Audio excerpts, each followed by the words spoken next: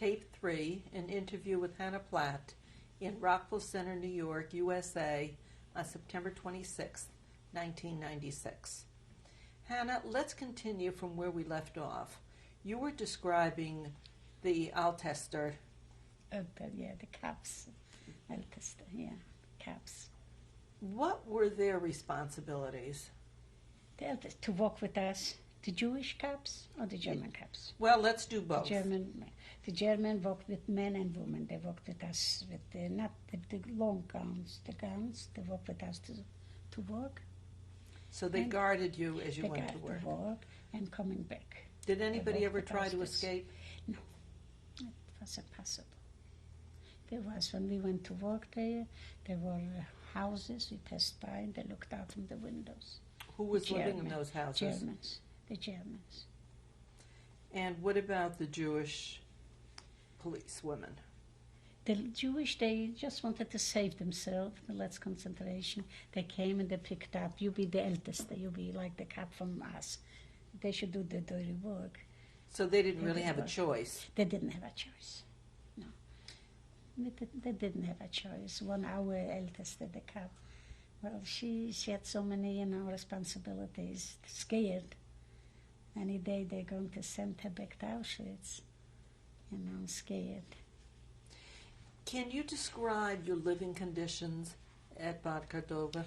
The Bad Cordova, in the morning we got up very early. What time? It was very dark. No name, no watches, no nothing. So we had that like a couple bathtubs in the bedroom. Not bathtubs, toilets. And in a couple sinks, just cold, freezing water. I couldn't wash myself. I was freezing. And the barracks were also, those beds, bunk beds. How many stories? Two. Just one and two. So at time I was on the bottom. At time we changed it. We went up. It was a little room what they built.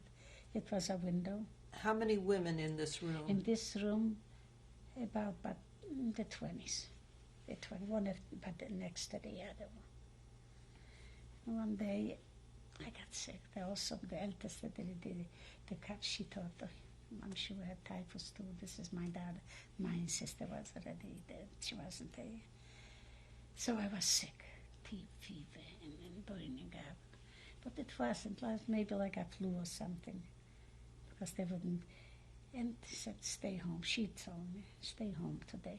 I'm going to work, the Jewish. But so we all lay down. I lay down on my bridge. I couldn't go to work. But it happened during the same time he counted the people. And it was missing. Three people were missing. They were sick.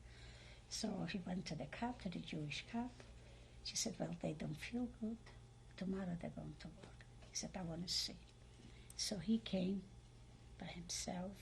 Later did the German cop. They came in, and I was laying in bed. I was so sick. He came in. He went from one bed, a second bed, third bed. Get up. When I'm shooting you. Go outside. Go to work. When he came to my bed, same thing. Why aren't you working? Why aren't you going to work? I told him, ich bin krank, I'm sick. And I was lucky. He said, yeah, du bist sick. Yeah, he looked at me, yeah, you're sick, lay down. And the other ones was such a beating. Not only, they went down from bed, they started to go out already, they had such a beating. This German beat them? Beat them. So I was lucky. Next day I did go to work. The other ones were so beat up, but they didn't live too long. So they had a few less to the factory to work, was it? And then one day, I want to tell you about that woman who they gave me to sleep with me in bed. Not for long, she said, just for a little while. And she was, whatever she got, she was hiding. She couldn't eat. She was so scared to eat. Whatever we got, we finished it right away. In the second. a piece of bread, a black coffee we got in the morning, and the soup we got in the ammunition place. So all of a sudden they're calling my name. My name was my number on the bed. I came in, is this your bed? I said, yeah.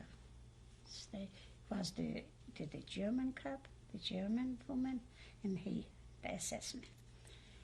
He said, so that's your bed? Yeah. He hit me. He hit you. And she was such a mean, she said to him, when I'm you, I would kill her. What happened? That's your bed. Yeah, and I didn't. Why? We didn't need that. They didn't need excuse, nothing. And again, do you know what in that bed is? I didn't know. She went always out the last. And she made the bed. She said, you go out, I make the bed. He opened that straw thing. He took out his bread, so he took out food. The bed took, you hiding this. And he gave me, he hit me. He hit me. See the hole? Struck you. Struck you. He broke my ribs. He broke. So when later the Jewish cop was also there, so the Jewish cop did see he's going to kill me. That's what, so she started to say her, to him. And to Did her, you know his name? No names. They didn't have names. We didn't have names, only numbers, and they didn't have names because it was too good to call them. So she said, I want to tell you, she's not alone. And she told him the story. She gave me the girl. We didn't have beds. We didn't have ways to sleep. So meanwhile, they're going to, and I heard her saying everything. So she took in a girl to sleep with her. Yeah, bring her in. Maybe it's his, she said. So bring her in. They called in the girl. First of all, she said, is this your bread? Yeah. She said, yeah. First she said, no. Later she said, yeah, because the Jewish cop said, tell him the truth. They're not, they kill me, because she said, it's her number. I said, yes. And he hit her something here. And she started like choking. She fell. She fell. She was starting to bleed from her mouth. And she died. Do you remember her name? Her name was Rivka. Do you know where she was from? Poland. So, but me, he let me live, but he broke my ribs. It broke me in the back. When it wouldn't be the war soon finished, I couldn't live it. I broken from the ribs. What he broke, they're starting to be, green stuff came out. Blood came out from my mouth too. And from one rib, the other rib started to get bad. But so she was very bad. They took her out. I saw her bleeding, and she was like choking. Lady started with me. It gave me a few good bangs and everything in that place and in my head, and mostly here. And I heard the knock. I heard the last knock when he gave me. I heard like a break. What did he hit you with? With his hand, because he was holding the gun in the hand. I saw him with his hand. He gave me, and do you know, it didn't hurt me. My head he hit. Also, everything the right side. And when he broke my ribs, I didn't have any pain. I don't know why. I didn't have pain. We went back to work. And I had to go back to work. I came to my machines, those, and we worked ammunition. I had two bosses. One boss on the week what we worked at night, and one at day. So one got a Polak Nazi, he was the Deutsch, German, Polish. They were also terrible. Volksdeutsch, right, So he came over to me, he saw me coming like this, and my head. He said to me, what did they do to you? That Polish.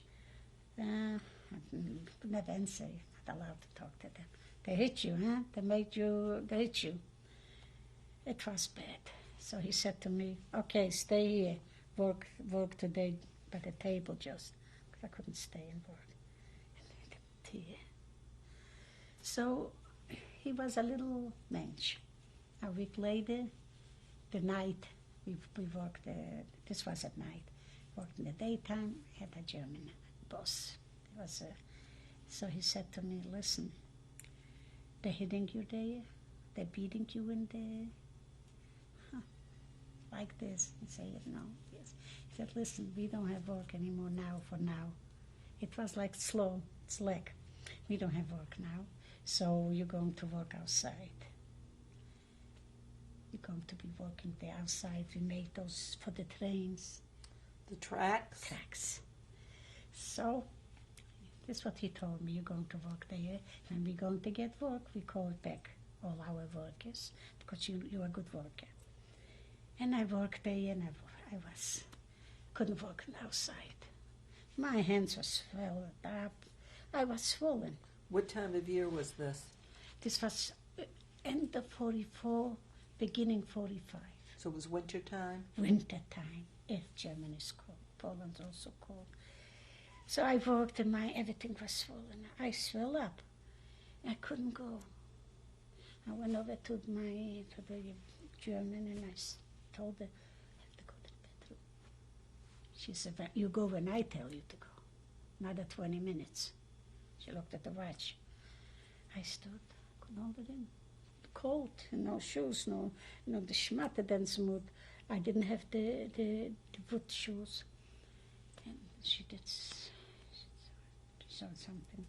She came over. She gave me here one and here one, but good ones. And she said, no food for 2 days. This what she hit me was nothing. I didn't care. She hit me. The food was bothering me. The food. We went home. We finished the work. I went in my room and everybody got a portion, and I didn't have any. But she came over, the Jewish girl. She said, eat it, drink that soup fast. Nobody should see it. Nobody should know. They gave me. So the Jewish people took care of each other. Yeah, we did. Oh, the less concentration camp. And Auschwitz not, but the less concentration camp was really very, very good. We took care of each other. One brought in, one brought something. Like when my sister was alive that day, she was sick. And they gave away, we had a piece of, they took a horse. They didn't kill it, a dead horse. And they put it on the table and they cooked it. And we had it a piece. So when I went to work, and that day my sister couldn't go, so I took that piece of horse meat and I said, do I want what who worked in the kitchen, give this my sister. So she said, you eat it. I'm going to give, I promise you, another piece. So I ate it. We did take care. Whatever we could, not too much, but whatever we could. So the last concentration camp was, we didn't believe it as we would go out there. We walked around there inside. When we didn't work, they didn't let us work. And this was the time I couldn't work no more outside. I couldn't. I'd rather go inside in the factory.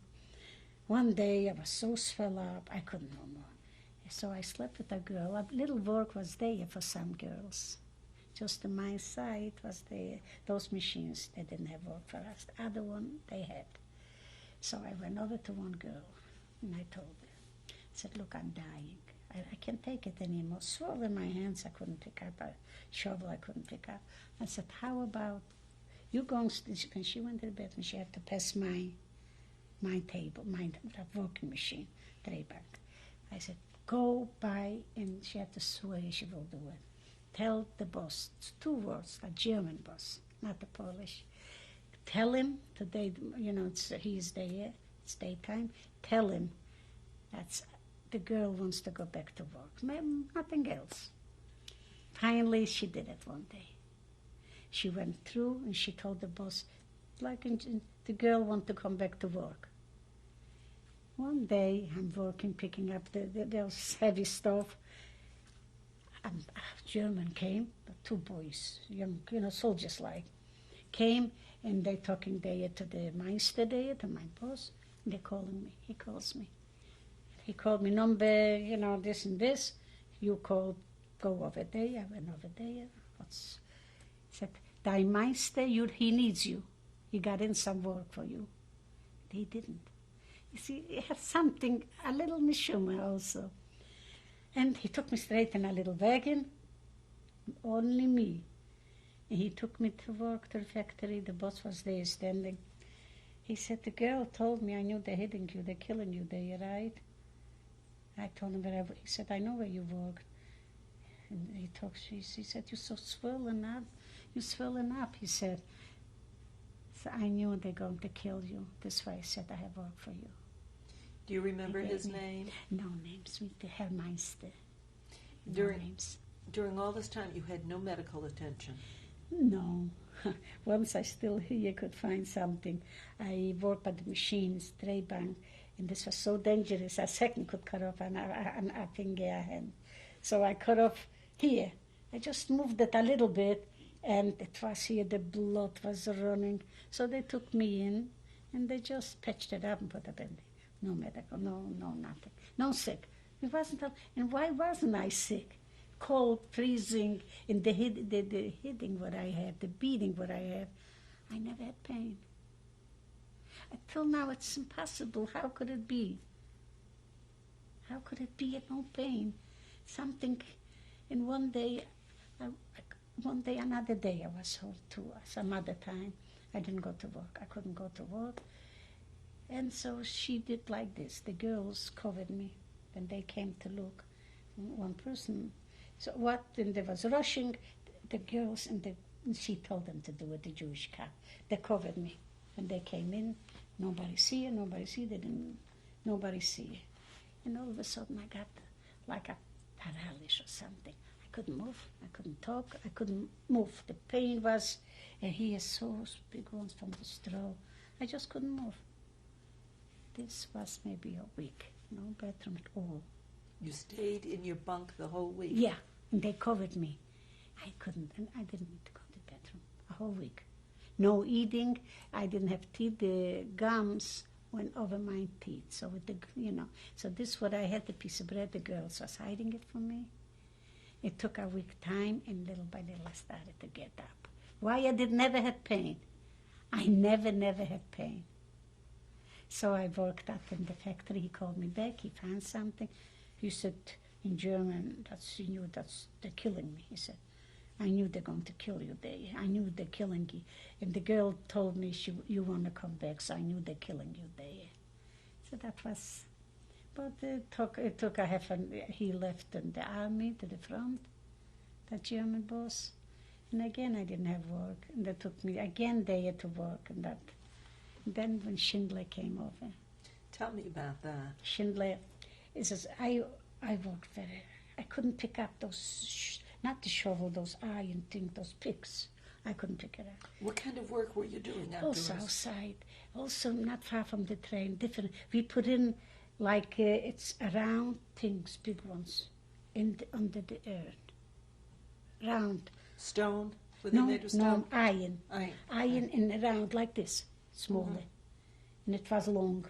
Inside was hollow. In this we had put iron. In this we had to dig, and this put on the And this was work being done by women?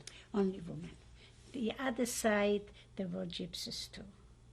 So there were gypsies in your camp? Yeah, not where I was. They had separate camp. Gypsies were separate there. Russian camp was, but also Greek camps, they also worked. How large was this camp, ammunition? Bad Cordova? Bad Cordova, it was they built it. It was nothing there, just to build it. It was big, pretty big. About how many people would you say were 700 people. Several hundred? Yeah. And a little bit farther, just the same, I think, was Russian people. Not Jews. Okay. The Russian maybe also politicians, something. So when we went by, we could just, the German watched us here. From our concentration camp, they talked, whoever could a little Russian understand. So they talked and we talked, and they said, that's the war's coming, it's closing. So you did have a little contact? With the Russian. But they also have, it was also like a concentration camp, just men. And they also went with them with the guns. They took them to the work, different work. But they also was closed down. Mm-hmm. Maybe a little more food they got. They got more food. So they said it will finish. But they was scared just like us. They were mean to them just like to us, the German. That must have been politicians, because the Greek, also politicians, but they wasn't walking to our factory. They didn't walk to our factory with those German, with the guns. Do you know what they were doing, the Greeks? The Greeks with our factory. They were at your factory. And the ammunition. Were these Greek Jewish people? No Jewish. Czech was working with us. It must be politicians or something, but they were free. They walked to work, and we worked once we worked harder than we brought coals, in the winter for them. But they wasn't allowed to talk to us. But in the factory, they did, like I worked in the factory, but such a big machine was it. So a Greek passed by, he threw in an apple, a potato, he threw it in that machine. I thought that's such a big machine here, it was tall. So he passed by, he threw me in a piece of bread, usually a potato. Was it usually the same person who did this? Yeah. Did you know his name? No, we wasn't allowed to talk to him. We wasn't allowed. And just to the bathroom we was allowed to walk by ourselves. One day a Russian also gave us, a Russian said, just walking by the machine, he said, when you go to the bathroom, look there in the side, there's a little pot and soup.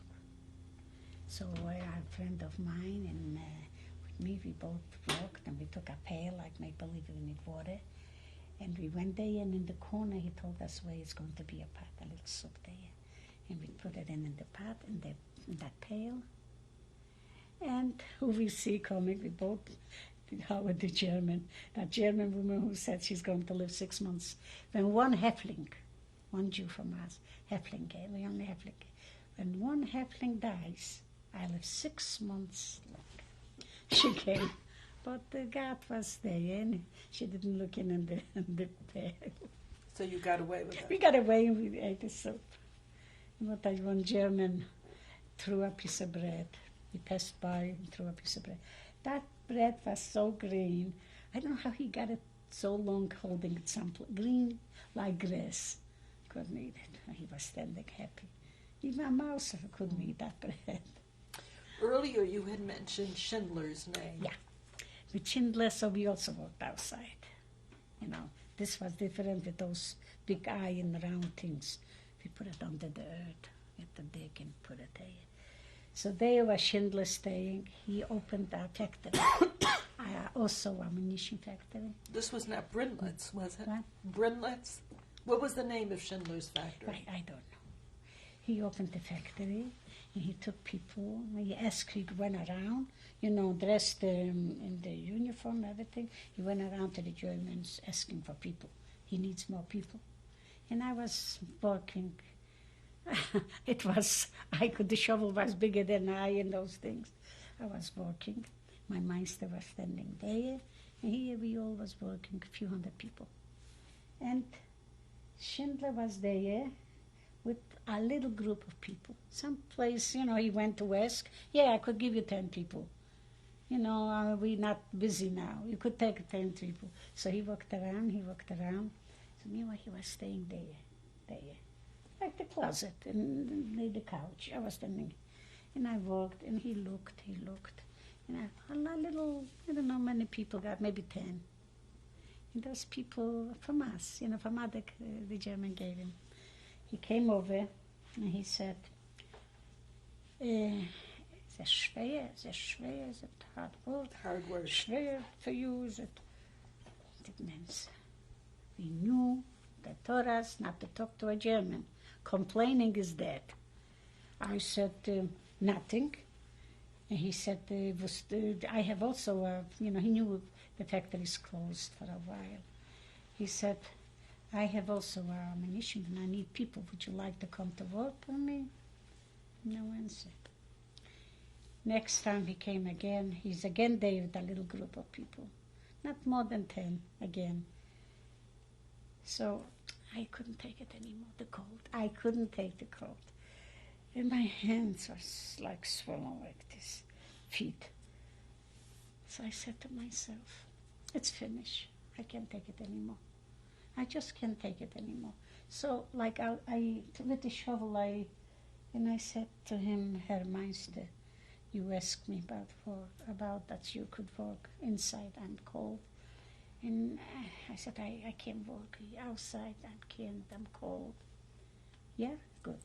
Stay. Wait. And he walked over to my Meister, the boss, to tell him he needs some working people. Maybe he could pick a couple. And I don't know. I was crying. I said, what did I do? Now they're going to beat me to death. What did I do? I complained to a German. And he came back. He said, he needs every worker now. They have to finish that road, whatever. He can't come. It's impossible. He can't, not one worker he could spare. I'm sorry, he said. It took me light. But that was... How did you know this was Schindler? Because they called. They called each other. The Meisters. And later I heard the Schindler was there. I went down there in the Washington, in the Holocaust, downstairs. It's also from Schindler. I saw the picture. That right away I reminded, You when he looked recognized him. I recognized him right away. Had you heard anything about him But Schindler, during the war? during the war, no, nothing. But this man was, when he said, es tut mir leid, I'm very, very sorry. I can't. Was that very unusual for a German to... No, German should be sorry. The first time he told me at a factory he needs workers, I said to myself, I didn't, care no more. I didn't care anymore what happened to me. But I didn't want to be beat up to death. To die, yes, but not to beat up. It was such a bad thing, the beatings. When was this? 45 January. January of 45. 45. How did you keep track of time? I had just nothing. I don't know. It just comes. Because we got free like in May 8th. We wouldn't be free at all. Because that SS man, he had a little gun in his pocket. And whenever we didn't go to work, and sometimes planes passed by, and they threw little, that's from the, American or Russian. The planes passed by, and they threw down little, like little notes.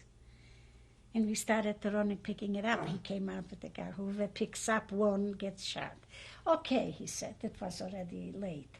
Okay, it's true. We are going to lose the war. This is what he said once.